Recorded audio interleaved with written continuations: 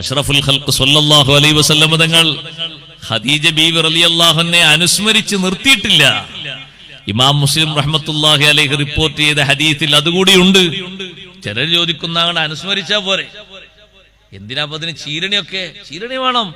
റുബ്ബമാ ദബഹ ശാത യുഖത്തിഉഹാ അളാൻ ഫയുർസിലു ഇലാ സദാഇഖി ഖദീജ. നബി സല്ലല്ലാഹു അലൈഹി വസല്ലം തങ്ങൾ ഖദീജ റളിയല്ലാഹു അൻഹയെ അനുസ്മരിക്കുന്നതോടൊപ്പം അവിടുത്തെ ചരിത്രവശങ്ങൾ മറ്റുള്ളവർക്ക് പറഞ്ഞു ബോധ്യപ്പെടുത്തി കൊടുക്കുന്നതോടൊപ്പം ഇടക്കിടക്ക് നബി സല്ലല്ലാഹു അലൈഹി വസല്ലം തങ്ങൾ ആടിനെ അറുത്ത് അതിനെ കഷ്ണങ്ങളാക്കി ഭാഗങ്ങളാക്കി ഭാഗിച്ച് ഖദീജ റളിയല്ലാഹു അൻഹയുടെ കൂട്ടുകാരികളിലേക്ക് കൊടുത്തേക്കുന്ന പതിവുണ്ടായിരുന്നു. അതേ ഒരു ഭക്ഷണം അനുസ്മരണത്തിന്റെ പേരിൽ ഭക്ഷണ വിതരണം നടത്തുക എന്ന് പറയുന്നത് വിശുദ്ധ ഇസ്ലാമിൽ സ്ഥിരപ്പെട്ടൊരു സംഗതിയാണ്. മരിച്ചവരെ പേരിലുള്ള ഹദിയ, അതിന് വലിയ സ്ഥാനം ഇസ്ലാമിലുണ്ട്. ബാപ്പമാരുടെ മേലുള്ള ഹദിയകളൊന്നും നിർത്തരുത്.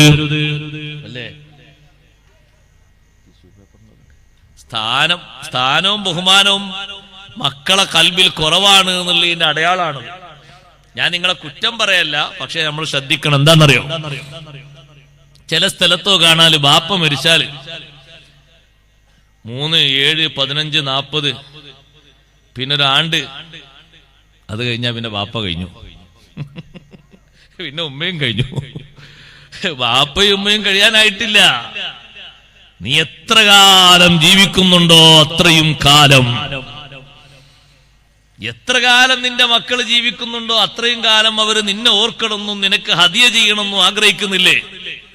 അതിനാദ്യം ബാപ്പക്കുമ്മക്ക് ആദ്യം ചെയ്യണോ?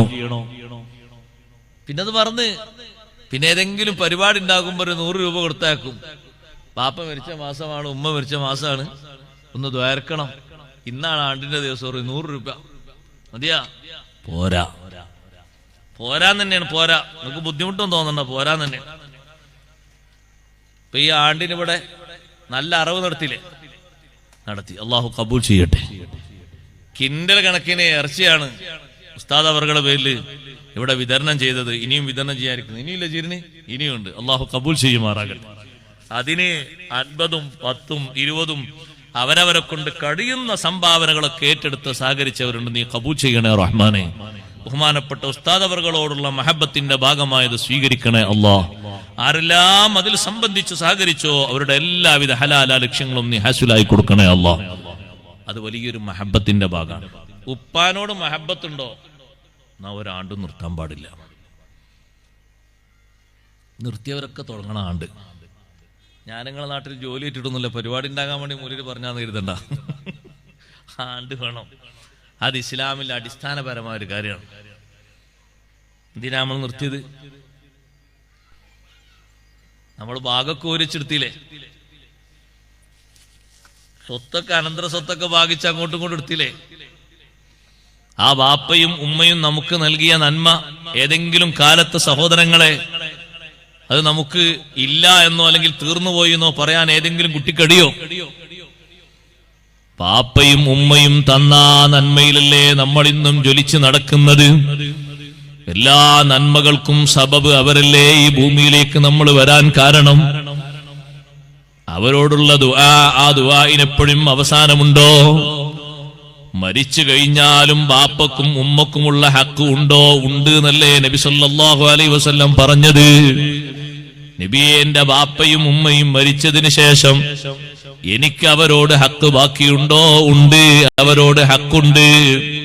ഹബീബ് സല്ലല്ലാഹു അലൈഹി വസല്ലം എണ്ണിയ ഹക്കുകൾ എന്തൊക്കെയാണ്? അദ്ദുആഉ ലഹുമാ. ആദ്യമായി തങ്ങൾ പറഞ്ഞു അവർക്ക് വേണ്ടി നീ പ്രാർത്ഥിക്കണം. എങ്ങനെയാണ് പ്രാർത്ഥിക്കേണ്ടതെന്നോ അതുവരെ അല്ലാഹു പഠിപ്പിച്ചില്ലേ? റബ്ബിർഹംഹുമാ കമാ റബ്ബയാനി സ്വഗീറാ.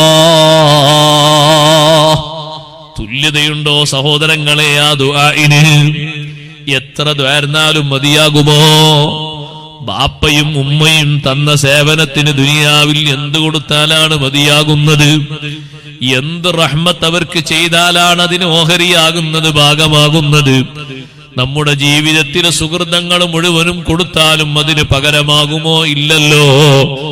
എല്ലാ സമ്പത്തും സ്വതക്ക ചെയ്താലും പകരമാകുമോ? ഇല്ലല്ലോ. അത്രമാത്രം വലിയ റഹ്മത്തല്ലേ അവര് നമുക്ക് ചെയ്തത്. അതിന് തുല്യതയില്ലല്ലോ, അതിന് കണക്ക് പറയാനൊക്കില്ലല്ലോ.